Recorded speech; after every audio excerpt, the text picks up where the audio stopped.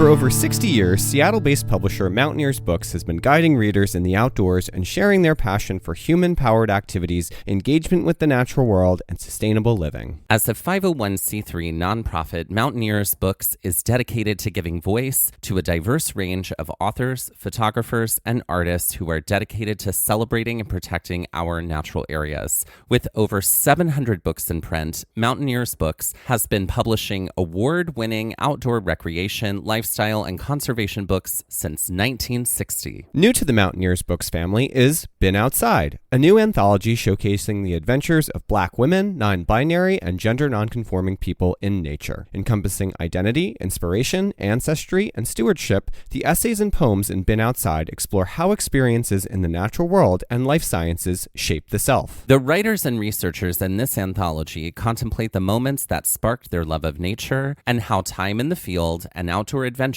have enhanced or expanded their perspectives about what is possible. Edited by Amber Wendler and Shaz Zamore, these stories from 22 writers showcase the challenges and joys of carving out your own path through the natural world and promote collective action toward an outdoor community that welcomes everyone. Whether you want to find hikes in your area, learn about nature, or read a nail-biting climbing memoir, Mountaineers Books is the leading publisher in outdoor, recreation, sustainability, and conservation titles. To purchase Been Outside, to make a donation, or to learn more, visit mountaineersbooks.org.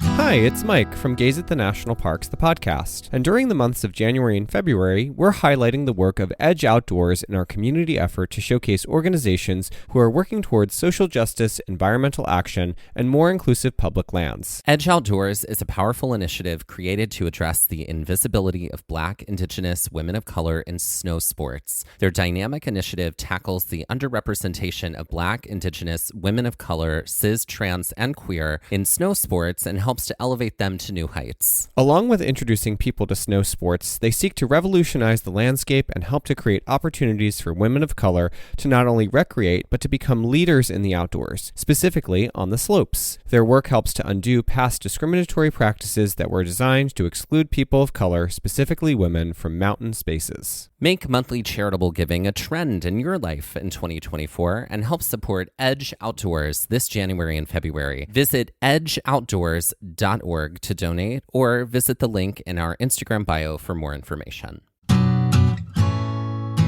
Hey Dusty, what's the one book you can always find in our car when we're on a trip? Honestly, Mike, it is usually a Moon travel guide. That's right. Moon is our favorite travel guidebook publisher because not only are they a source for ethical travel and the best ways to get away, but their books also are packed full of information on everything from sights to see, trails to hike, restaurants, and lodging, all from real authors who are local to the areas they're writing about. That's right, and we're so excited that this year we are again partnering with Moon Travel Guides. Ready to cross something off your travel bucket list in 2024? Have a lot of great ideas for trips, but don't know how to get started or keep your itinerary organized? Wherever your wanderings might take you or inspire you to go, Moon Travel has you covered. Moon Travel is the travel guidebook publisher for ethical travel. Don't spend months trying to craft the perfect getaway when you can do it all with Moon. Whether you're headed abroad, planning to take to the open road, or want to wander the trails of a national park, make sure to pack a Moon travel guide with you. Through the end of 2024, our listeners can get 20% off any Moon travel guide when they use the code GAZE24 at checkout. That's amazing. And that is code GAZE24, GAZE24 for 20% off any Moon travel guide in Moon's entire library. And that is just for our listeners, and you cannot find that anywhere else. Be sure to visit moon.com. Head to our show notes and check it out and see Moon's entire collection of travel guidebooks.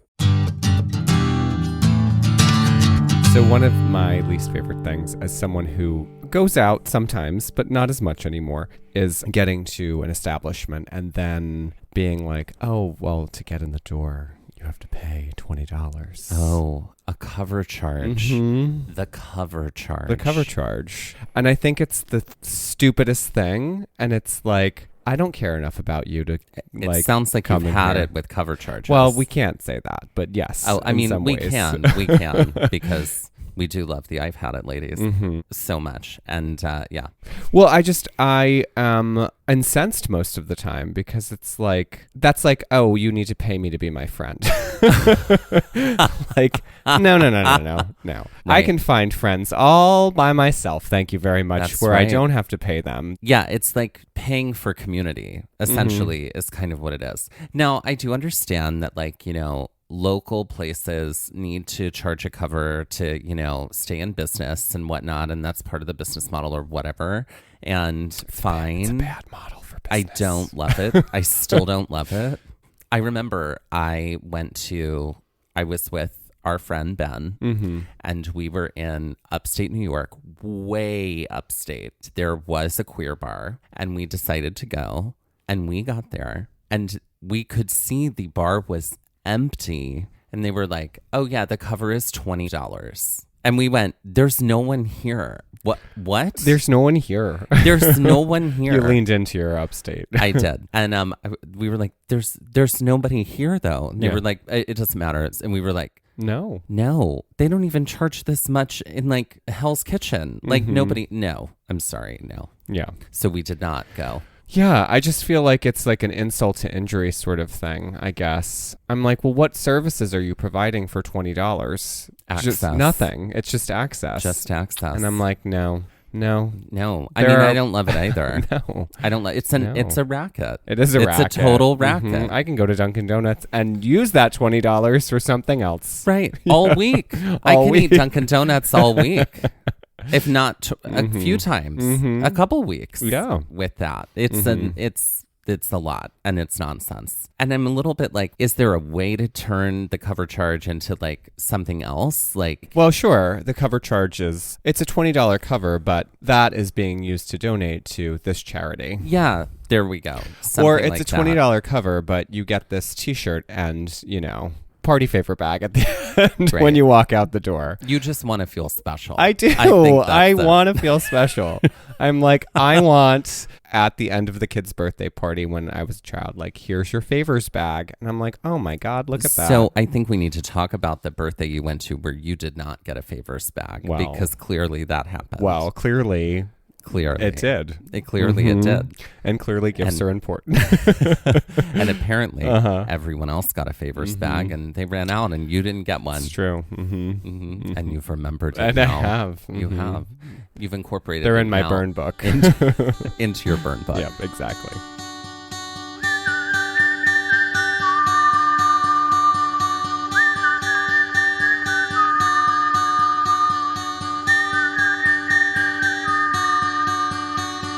Looking for adventure, I want to follow on the trail, or get a little lost and let the wind fill my sails. Get up when the stars still fill the sky, don't wake the sun, there's so much to be done, and the day has just begun. Go where the postcards are real, you can feel, you can open your eyes and open your heart when you gaze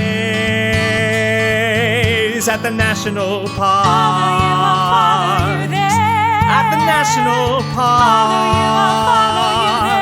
At the national park. Follow you, I'll follow you there.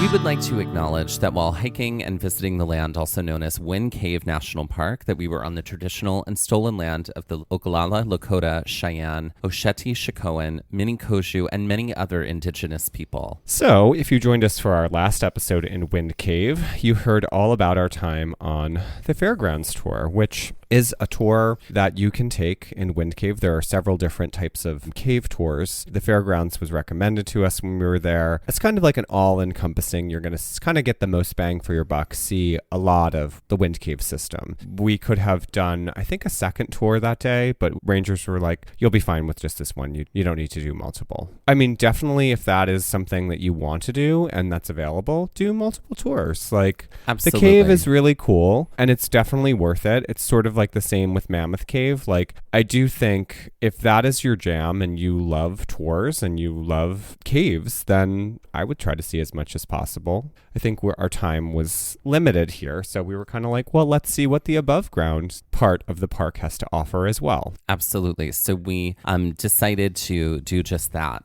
We had just exited the tour. We had wiped our feet on the soapy mats because of white nose syndrome, which is a syndrome that affects Mike and also bats. And so... no, that's brown nose syndrome for me. That's right. That's it. That's right. And so while there are not a ton of trails in this park, there are a few. And there were a few that were relatively close. There was one right by the visitor center called the Prairie Vista Trail that we wanted to do. So we were all geared up from the cave. So the cave is at like, I'm pretty sure you were like somewhere in the 50-degree mark. 55, like consistently. Steady. Yeah. This was something where we were layered up. I think we probably just had shorts on, but like had top layered, if I remember correctly. The only way for us to do any sort of hiking at this point, because it was warm out this day. It was July in South Dakota.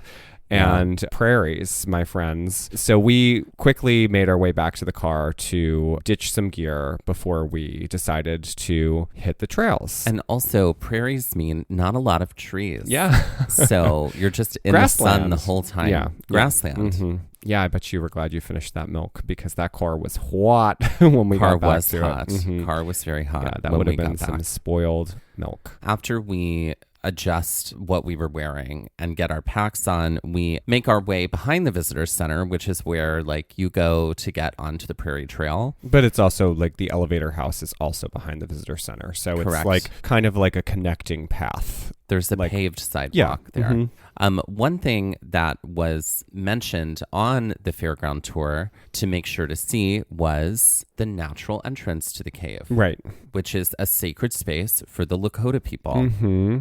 This natural entrance is not like the natural entrance of Mammoth Cave National Park because it's not a space that you can just walk into like Mammoth Cave, but it does factor into the origin story of the Lakota people. Specifically, it cites that this entrance or opening was the emergence point for their people. This particular story is not our story to tell, but we have heard this story. We've looked up this story. We have watched the videos and read all the writing from the Lakota Nation partners who work with the Wind Cave staff. All of that is published on the Wind Cave website as well as elsewhere, and we highly recommend you go take a listen because it's a really, really interesting, fascinating story to listen to. Mm-hmm. And it is an incredibly easy, accessible space to see while you're at Wind Cave, so it's something to definitely do. Just take the moment or two to get behind the visitor center and head to the natural entrance. Okay, so after winding further down the path, we eventually intersect with the Prairie Vista Loop. This loop was labeled as a moderately strenuous 1 mile hike. Mm-hmm. So I was very excited on this day, and I need to explain why. Because up until this point in our hiking, we had done on this was on trip, our giant 5-week road trip. So we had just finished we did Theodore Roosevelt. Well, but even before that, we did Indiana Dunes, which was quite a bit of hiking. Yeah. Then we did Theodore Roosevelt, then Glacier, then Yellowstone, then Grand Tetons, then Badlands, which Badlands, while mostly flat, still quite a bit of hiking. In the hot sun. So I was convinced that this was basically the end of our hiking for the rest of, like, we were coasting now through the rest of this trip. Sure, because we was had hilarious and untrue. Right, because the remainder of this trip included Gateway Arch and Mammoth Cave and Smokies and some downtime to just become people again. Yeah, we did quite a bit of hiking in Smokies. Plenty in Mammoth Cave, though not strenuous the way it was in like just underground Grand Tetons. Yeah. But I was excited about this, like, oh, it's a moderately strenuous 1 mile. We're gonna be fine. Yeah. Well, also remember your boots had basically fallen apart. Oh, they had been glued together and taped together and within an inch of their life. Yeah. And they're just like. So you're like, oh, I can just wear sneakers. And I did wear sneakers. And we did, because it was sort of like, oh, we can get on, like, this is mostly paved or it's very like, it's like a dirt path. So we're not gaining a lot of elevation. We're going to just wear sneaks. And I think we were both bag fatigued at this point too. I didn't want to put a pack on anymore. As much as we could, we were sort of like, done. We've done 3 heavy weeks of hiking without stopping. If it wasn't hiking, it was driving incredible hours. So we're like, let's just see how we do here. And that's exactly what we did. The trail is a really beautiful, picturesque walk through a prairie landscape. After an initial start, we cut across a picnic area loop road right before we begin the trail like proper. And there are plenty of spots to see various prairie flowers in bloom, at least they were here in mid-July. It's sweeping grassland, even though you're close to civilization. By that, I mean like park headquarters and, visitor center. But we had a lot of I have plenty of photos of just like flowers in bloom amongst the grass, which was really very beautiful. The path starts, while it starts very wide, it eventually narrows as you walk through pockets of prairie grass, and they're just all different shades of green. So I know that you hated it. You just total distaste. It's true.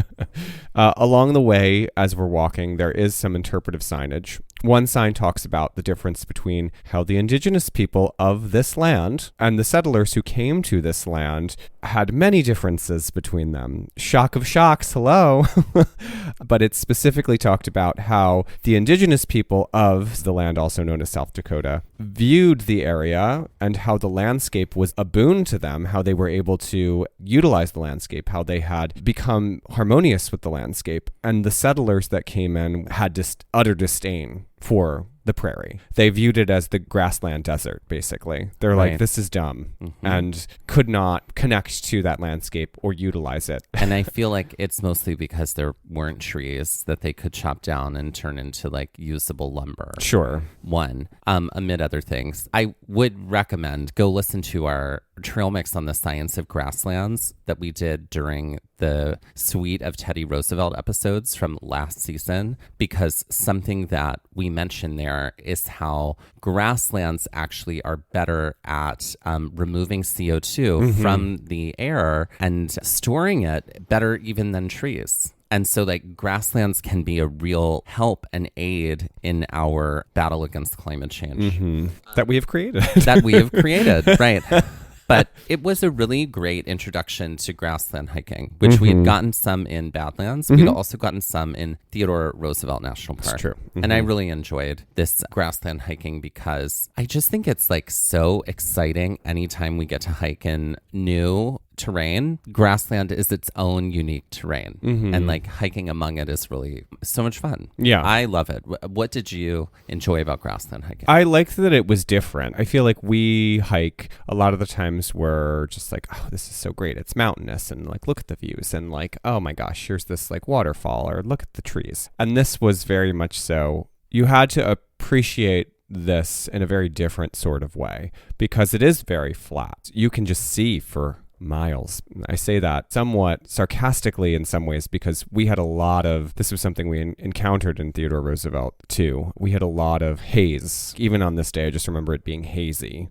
Something that's talked about too in a lot of these parks where you should be able to see for miles is, well, the environment has changed and climate has changed, and this haze didn't used to be a thing that like disrupted views. That being said, you can still see very far. It is wild to have such openness. The only other thing that I can think of is like standing at the edge of like the Great Lakes or the Atlantic or the Pacific and just looking out into the sea and just seeing the same thing. And it's sort of like that. So there's a peace in that, I find, that quiets the mind, because in a hiking environment where there are trees and mountains and boulders and things like that, I feel like your brain is more active to try to figure out, well, how am I surmounting this? What am I doing to get around that? Oh my God, look at that tree. It's almost like your brain is in overload. And here I just feel like, because there's so much similarity, it is a state of calm. That's what I enjoy about grasslands. You can almost hear the lapping of the waves of the grassland sea.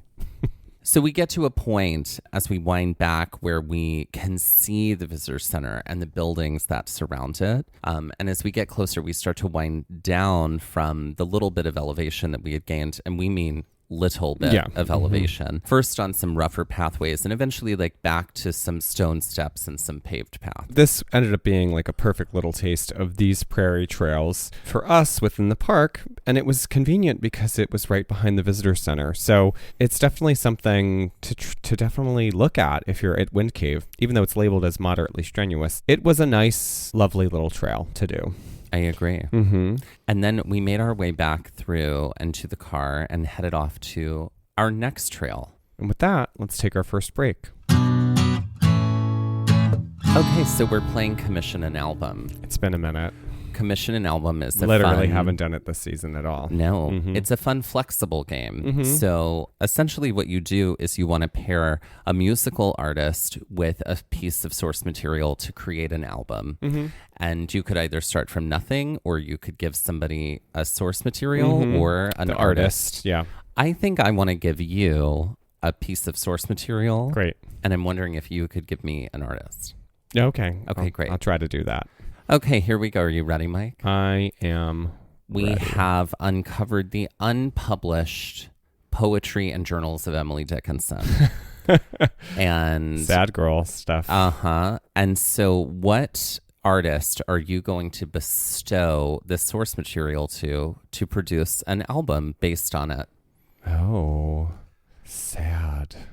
I mean, Emily Dickinson, she kind of like celebrated her own sadness and sort of personified it, and sort of like it was sort of like she gave it legs and it walked around. Yeah.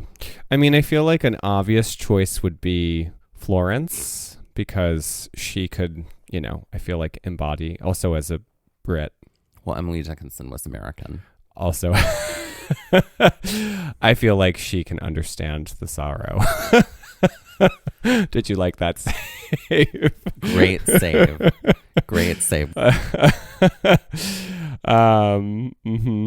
So I feel like that, but I'm kind of, there's a part of me that's like, let's resurrect Paula Cole and give her. I mean, Paula Cole is still around. No, fully. I know, but I'm just saying, like, her career, I feel like she had her moment in the 90s and sort of didn't disappear completely, but stepped away from the spotlight. And then maybe we could like bring back Lilith Fair. She could premiere the album at Lilith Fair. I love that. Oh, I'm into that. I have to say, I was a little too young for Lilith Fair, but had I been Gen Xer at that time and like that age to be able to go, that is a music festival I would have gone to. Oh, of course, Without a because doubt. you are Lilith Fair.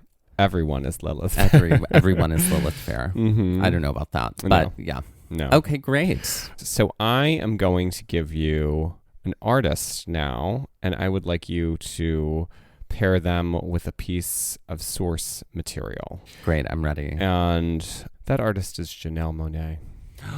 Janelle Monáe. Oh my God. Okay, great. Okay, I've got it. Okay. And maybe this is just like inspiration from her, newest album, which, dear Lord, her newest album is amazing. But I feel like we have to go with the poetry of Sappho. Okay. Because I want to see what Janelle Monáe would do with that. Just the sort of like the language, Sappho was doing some really interesting things with words. Janelle Monáe does incredible things with words and also music and also beat and rhythm and melody and all of it. And so I just want to see that and see where that goes. So there we go. Great. The poetry of Sappho. And that's Commission an Album.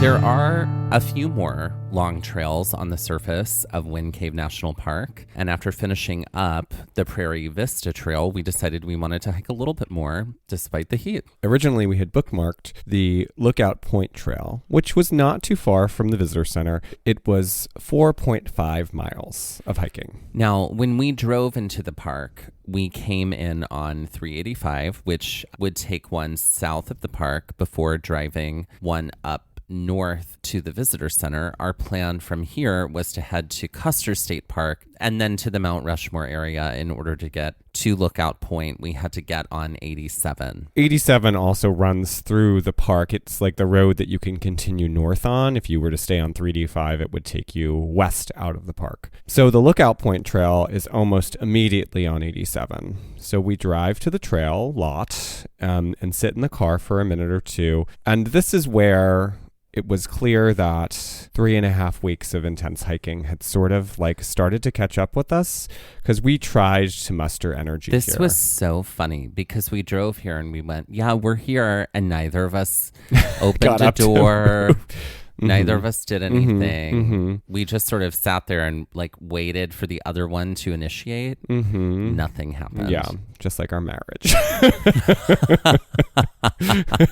A lot of the lot here is small and overgrown. And we just sort of, like, as Dusty said, just sat in the car. And I think it partly was the trip catching up with us. I also think it was 50 degrees in the cave, and then it was like high 80s, low 90s out this day. And we're like, this might be a little too abrupt to want to hike 4.5 miles through grassland at this moment. And I think we were both riding the, God, it was so nice to just be in sneakers. God, it was so nice to not have a pack on energy. And so we're like, I don't think this is for us today. I think we need to find something else that's shorter. So looking at the map, we realized that there is another trail. It's all the way at the top of 87 before we exit the park, that looked way shorter and sort of in our wheelhouse for the day. It was sort of similar in distance from what we could tell on the map, because we didn't have service at this point, like what the Prairie Vista Trail looked like. So we're like, okay, let's drive there. We head to the Rankin Ridge Trail. The trail had a fire tower at sort of a midway point, and it did involve some initial incline, but it wasn't really anything we needed to like muster too much energy for. These are things we could tell from the map. Yeah, the lot was also like a proper paved lot. It was a pretty big lot, because this must be a trail that a lot of people come to, considering it's short. After we parked in the lot, we decided that we can just take water with us again, not have to throw hiking boots on. We didn't really do packs either, so we just kind of were like, let's go for it, just with a bottle of water each and sneakers. After leaving the paved part of the lot and making some of the initial incline, we eventually found our way into like a dense-ish like pine forest, which we were so grateful for because we were able to get some shade. The other nice thing about this trail is that it was only 1 mile. Right, a loop again. And a tiny little loop. But it did label it as moderately strenuous again. This was sort of this is where we were living our life today, moderately strenuous. Right. Though comparatively, we were like, well, if this is moderately strenuous, like the last one was, this is going to not be too difficult for us today. And we were very happy to be doing this instead of 4.5 miles. Yeah. After hiking up a little bit, we are basically on a ridge line, and we get some better views of the landscape that's in front of us and to our sides. And this is where we really start to see the rolling black hills that are all around. And the views are pretty incredible. Driving up 87 here, we got a lot of prairie, but we didn't get a lot of like distant views because we were at a little bit more elevated here on the trail. So eventually we get to a rockier section of the trail, and that we don't necessarily have to scramble over, but it is marked by boulders on either side. But it's also where we get some really gorgeous views over to our left. And then this leads us to a set of stone steps, which is definitely some grunt work, but it's better than some of the more intense things we had done in like Tetons and Yellowstone. And it was a nice way to essentially take us right up to the crest of the hill, which gives us the best view, I think, of kind of the Black Hills that we got in the park. It just is like distant prairie, rolling hills. There were a lot of pine trees that dotted the distance in the landscape, which was interesting considering we had really just seen a lot of grassland. But clearly this part of the park, kind of leading up into what would become Custer State Forest, is obviously forested. So it was sort of like a mix of what we had seen initially in Wind Cave down by the visitor center and driving in and driving up 87 to what we were going to see. And as we exited. considering how like hot it was kind of surprising how green everything was. Right? I was like, Yeah. kind of, I mean, we did have that giant thunderstorm that rolled through when we were driving into Badlands 2 days prior to this and a whole season prior to this in episode canon. But yeah, like it just was lush and green. I thought it would be like more brown and like yellows at this point of the year, but no, the science of grasslands, very and also green. Evergreens. Correct. Yeah. It was also one of those like hills where it's like, okay, well, if it's covered in snow, it'd be fun to sled down. Oh yeah, absolutely. Certainly. You'd have to dodge some boulders and trees, but yes, you could make it work. But I think generally speaking, if one is curious about doing a hiking trail at Wind Cave, this would be a great one because one, it's super short. Yep. You can do it in like 20 minutes and you get some great views. Yeah. You get some great views and a good walk with some shade. Yeah.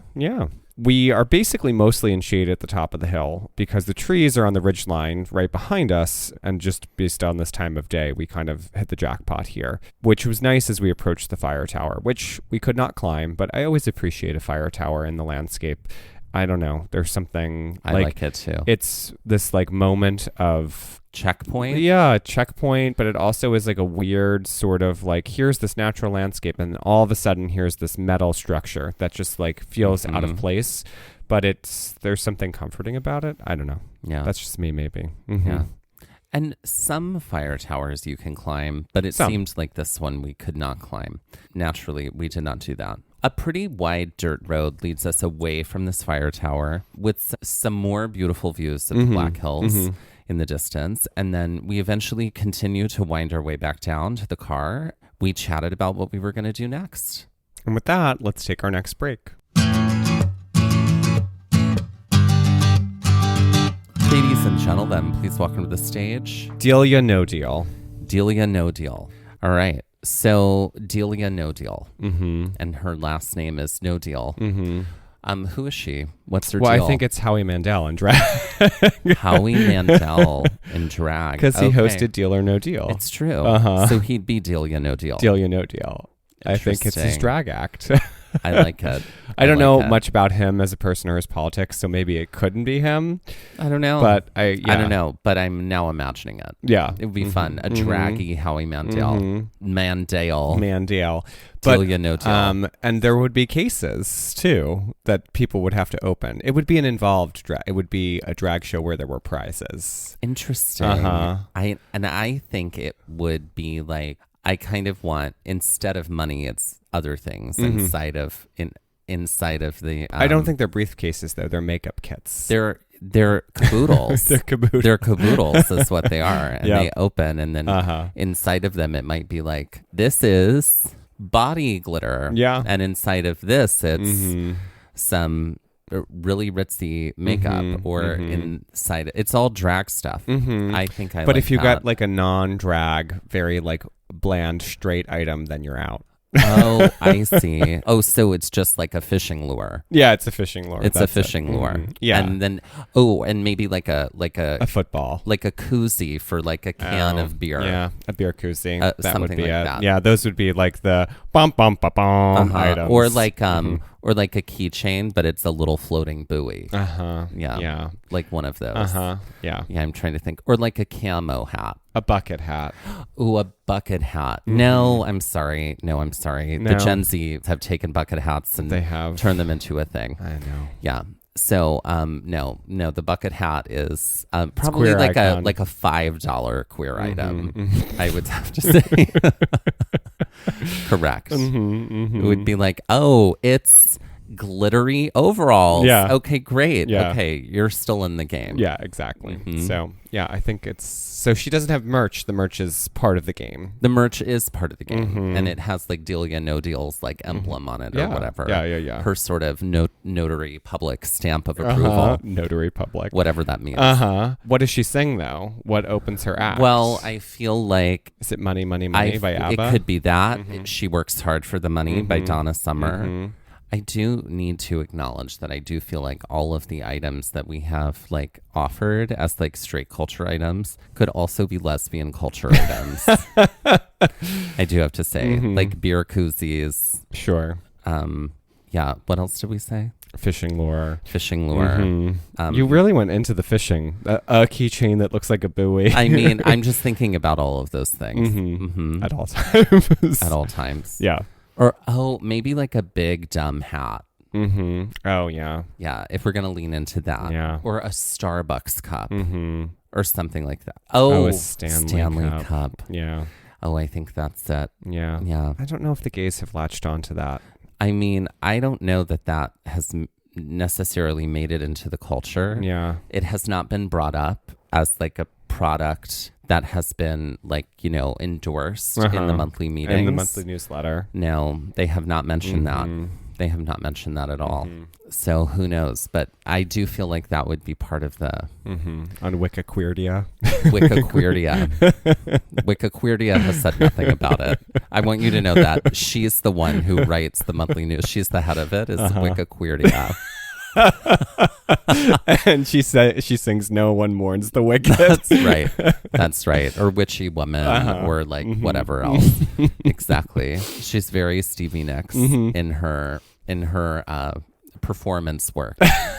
Wikiqueerdia. Wikiqueerdia. Look, I love when another queen emerges inside of Drag Corner, just like organically. Because now we have Wikiqueerdia, who's in charge of the monthly newsletter. No, I've heard nothing about Stanley Cups from Wikiqueerdia. Well, then they are a straight item. I guess they are a straight item at this time. I would say a flannel, but that has been claimed by the queer world fully. And like flannel is queer, period. In so many ways and in so many circles. Yeah. Sorry about it, straights. You had it for a minute, but you don't have it anymore. No. We have flannel has been claimed. So, ladies and gentlethems, please welcome to the stage Deal Ya No Deal and Wikiqueerdia. So we finished the Rankin Ridge Trail, and we had committed some time to doing Custer State Park, and then also at least driving by Mount Rushmore, the Mount Rushmore area. We have a lot of feelings about Mount Rushmore, and a lot of them are not great. But we had heard a lot of great things about Custer State Park. We had even been given some great hiking recommendations when we were in Glacier. So we were really trying to muster some energy here to go hiking there in the park. And so we had assumed that the car ride from Rankin Ridge would give us a little energy back, especially since it was so hot out. And that sitting and not exerting ourselves and maybe like snacking a little bit would energize us a bit and make us feel a little bit more human. That was our assumption. Yeah. But what happened and how were you feeling at this time? So I think this was like this was like low point of the trip as far as energy. I think we sort of had done so much. We sort of were in overload. In a lot of ways, like visual overload, body tired overload. I just need so much overload. Like there was a lot of overload happening. So I was not really feeling great about anything. Well, I mean, that's my day to day. But no, I wasn't feeling great about like wanting to like do anything that was super exertion. Like there was a lot of exertion behind it on this day. I was driving. I remember this. I was driving and I remember sitting there and like eating some snacks and like drinking some stuff. And like, I think we'd even stopped for more snacks or something at some point. And I just was like, where is this like second wind of energy? Yeah. Because it's not here. No. And it's not arriving. No. And the longer we drive, the more tired I feel. Yeah. And so... Yeah.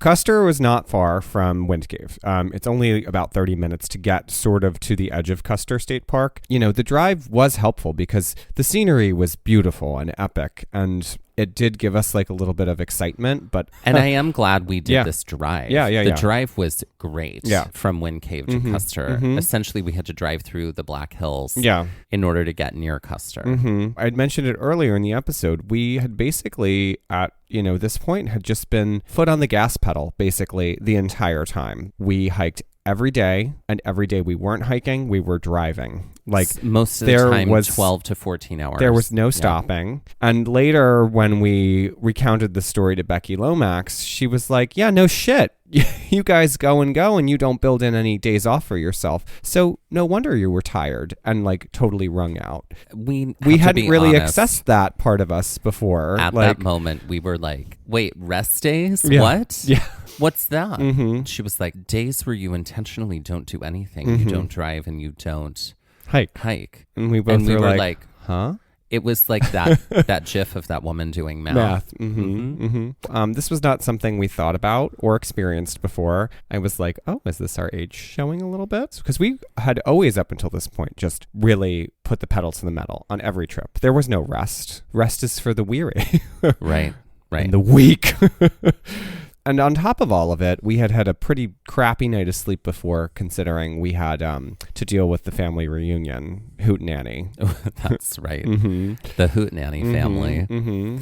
We have to talk about this moment when we drove by the entrance to Custer State Park, because we did drive by the entrance. And so we're driving along the road, and we had casually mentioned, we were like, yeah, I don't know if I have the energy to do anything in Custer. So we're getting closer to the entrance, and we're both looking at it. And then I just didn't pull in and just kept driving. And you were like, yeah, good call. Yeah. I was like, well, we could do it tomorrow. Yeah, because we had another day build for South Dakota. We did, yeah, and we were like, we could come back over here and do it tomorrow. Yeah. So I think that was our sort of our out for the day. Yeah. In order to continue to head back toward Rapid City, which is slightly northeast of Custer and Wind Cave, but like another hour or so, and this was the way we were going to get back to where we were staying in Interior, we essentially had to go right by Mount Rushmore. That's right. Okay, so we have a lot of feelings about Mount Rushmore. We approached Mount Rushmore with trepidation as far as, what are we doing here with Mount Rushmore? Or why Mount Rushmore at all? I mean, why Mount Rushmore at all? It was definitely like, I remember learning about it in school, and I always remember going like, what? There's got to be more to this. And it was never in our history textbooks. No, never explained. Ever, never explained. Just usually was like on the cover of our history textbooks. You know what I mean? And this sort of like way of like celebrating and enshrining these white men. The very, very abbreviated version. This mountain was sacred to the Lakota people, and it was named the six grandfathers for the six sacred directions: north, south, east, west, above, and below. And then in the 1920s, it was someone named Gutzon Borglum and also Dwayne Robinson, who were like, hey, we could increase tourism to South Dakota if we like did this giant thing here, and put these white men on this mountain. So that's right. Yeah. And they assaulted that mountain for 14 years to put those faces up there. Right. We were not interested in like being like, oh my God, Mount Rushmore. Right. That was not our journey this day. And our intention was really to just sort of drive by and see, is there any sort of anything here that's could like be a saving grace for us as people who don't really care to visit Mount Rushmore for what happened. Yeah. However, when we got there, what did we encounter? A $10 parking fee. $10 parking fee. Right. A $10 and I have to say, no. Yeah. Oh, no. We went, I'm sorry, a $10 parking fee. I mean, if one is curious about seeing it, it's like visible from the road. Well, the cool thing is that so from the Custer Road that we had taken, there was an offshoot sort of winding road that did take you way up into the hills. Yeah. And there are some vantage points of Mount Rushmore from a very, very, very far distance, which is in and of itself interesting just to see the mountain itself from that far. Sure. And so if that's what you came to do, then just do that. Like, great. You don't have to participate in the culture of that space. The which $10 parking fee. But I mean, aside from that, let's talk about driving down the hill near Mount Rushmore. Oh, well, I mean, let's talk about this, because let me explain to you. right?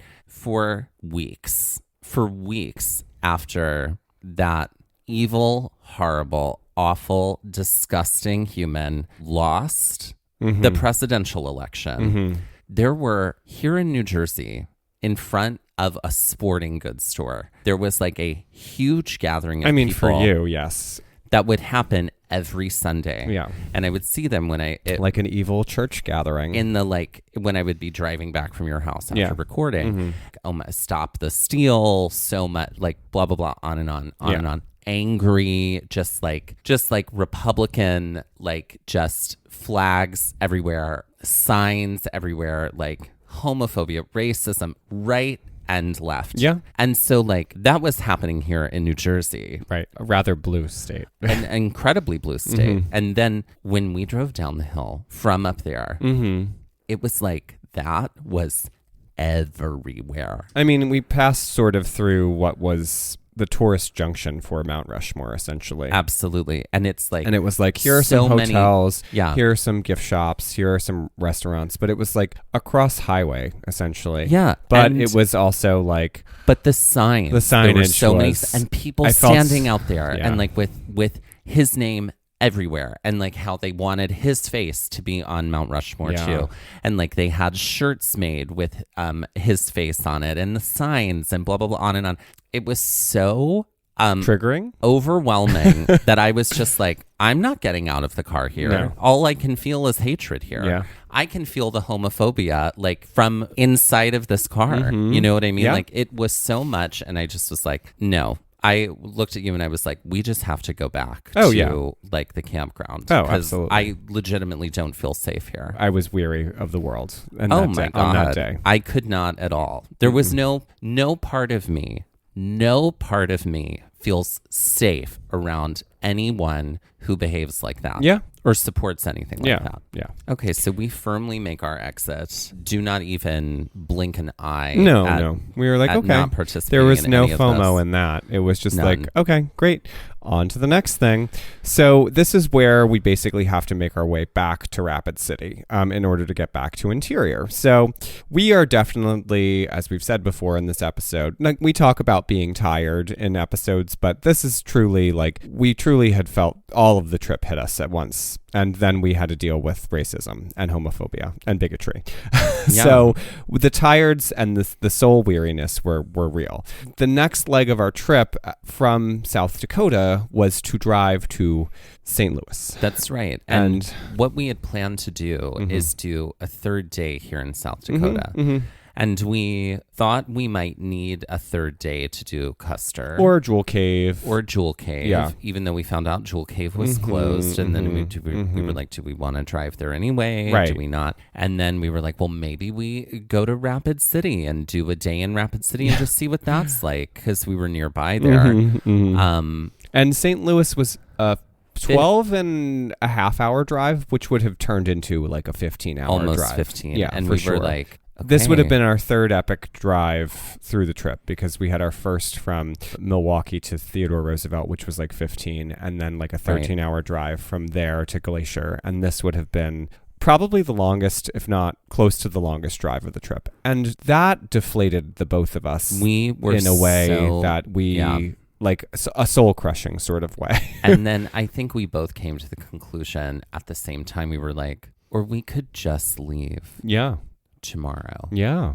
We could find something in the middle. I was like, so I start researching and I was like, Omaha is 6 hours from here. Yeah. Omaha, Nebraska. I'm like, and Omaha is also only 6 hours from St. Louis. Yeah. I'm like, a 6 hour drive at this point in this trip was like hugely small potatoes. Yeah. Oh, yeah. And we were like, oh my God, a 6 hour drive sounds great. Yeah. Yeah. And I was like, this is what we're going to do. Let's see if I can book something. This is what we're going to do. We're going to find a Holiday Inn and we are going to book ourselves a room at a place like with a beds. Holiday Inn with real beds and air conditioning and a shower and like a place with, that's comfortable. Yeah. And we're just going to go there tomorrow and then not move. Yeah. It'll be a rest day. It'll be a rest day. Yeah.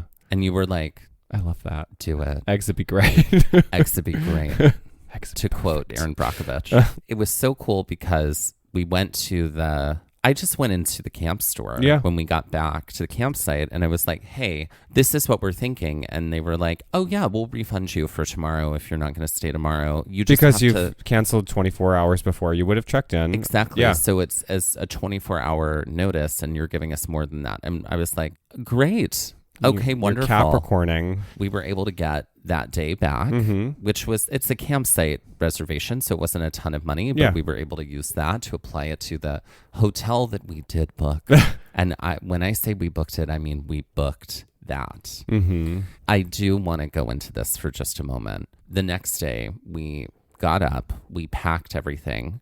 We didn't get up super early. I think we left around 9 a.m. Because we wanted to be considerate of people at the campsite.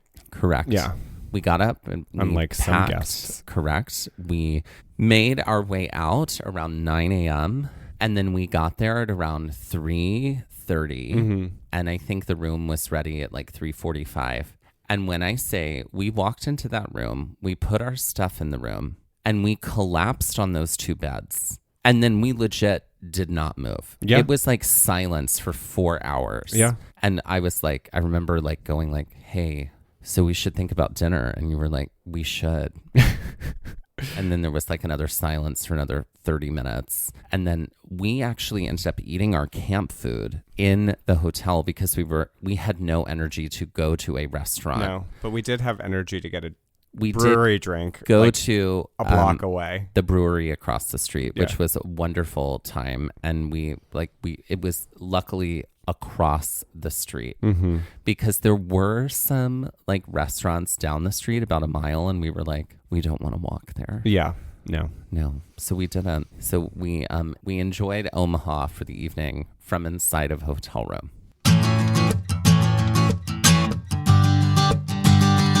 Let these sleepy girls put the 2 trails we did on the Karen Stone scale. Let's do it. Okay, so the first one, the Prairie Loop Trail. Yeah, 2.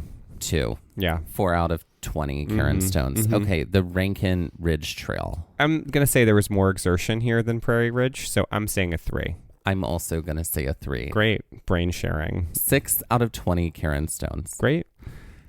So let's end this episode like we end all of our episodes. With some Jeopardy-style trivia. Real quick, everybody, if you're listening for the first time or if you're new to our podcast and you're like, why do you end with Jeopardy-style trivia every time? Mike and I write Jeopardy-style trivia for gatherings that we have with our friends. And also, it was one of the things that we used to do to entertain ourselves. And so we would and that sort of has made its way into our practice here, and it has since the very first episode. It's true. And so we always write a category of Jeopardy style trivia inspired by the trail we have just done, or the episode in general. Mike, why don't you get us started? Great. My Jeopardy is titled Who's Tired? And it's all about sleep in films. I'm ready for that. Great. For 100, this movie is based around a character who is cursed with an extra long sleep, all because her parents forgot to invite a dark enchantress to her baptism. What is Rip Van Winkle? I'm kidding. No, it's Sleeping Beauty. Who they forgot to invite you. Because you Fools. were Maleficent. For 200, this movie is all about trying not to fall asleep, so a knife-gloved man in a red and green striped sweater doesn't murder you in your dreams, causing you to die in real life. What is the Nightmare on Elm Street franchise? Really? Correct, It's yeah. The whole thing. Yeah. For 300, this movie is all about trying to get people to stay asleep so you can invade their dreams and discover their secrets, or implant an idea into their heads. What is Inception? Correct. For 400, this movie is about a couple getting rid of their memories of one another while asleep after a bad breakup, only to find each other all over again. Oh, huh. I don't know that I know this movie. Did I not see this movie? I think you've seen it, but maybe the clue is not so good. I don't know. What's Eternal Sunshine of the Spotless Mind?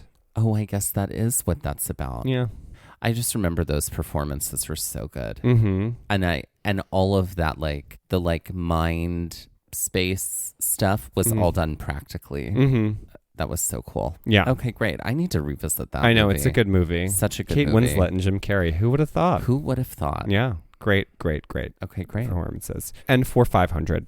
The first rule about this movie is that you don't talk about this movie, considering that the main character's insomnia helps to create a dual personality that hatches a plot to erase everyone's debt.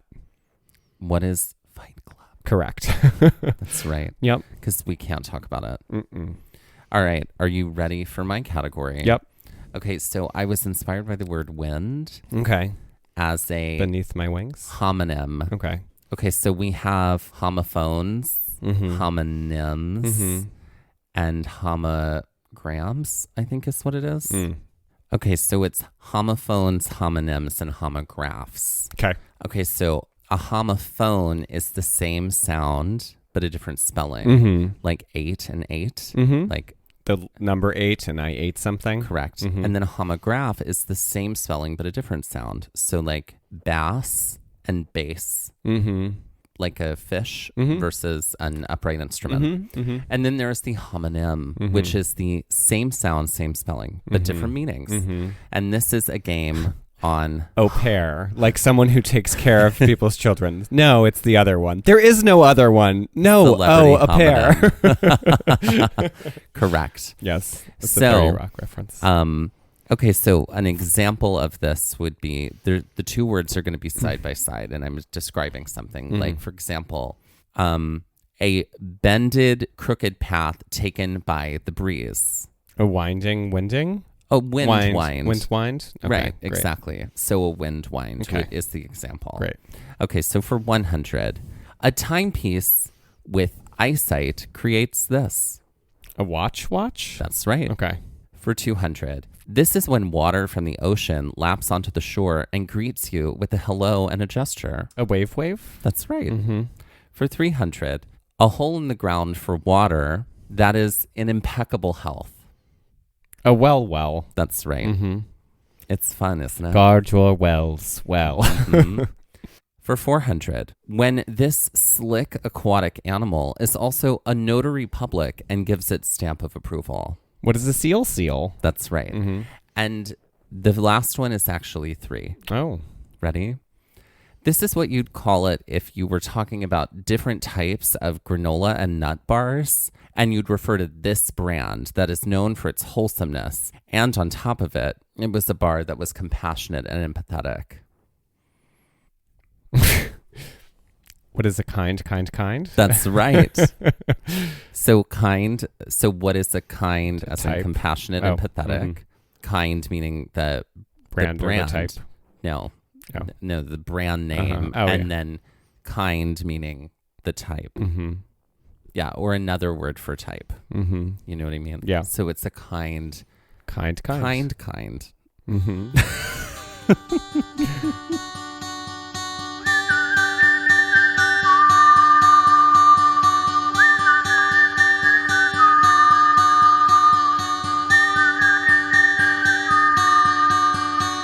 This has been Gaze at the National Parks, the podcast, and we're here to remind you to hike early and hike often, and that adventure is always out there. Gaze at the National Parks was created and is hosted by us, Dustin Ballard. and Michael Ryan. To see images from this episode, follow our Instagram at Gaze at the National Parks. To contact us, email us at gazeatthenationalparks@gmail.com. And to find out more about the parks visited on this show, visit our website, gazeatthenationalparks.com. And that's Gaze, G-A-Z-E.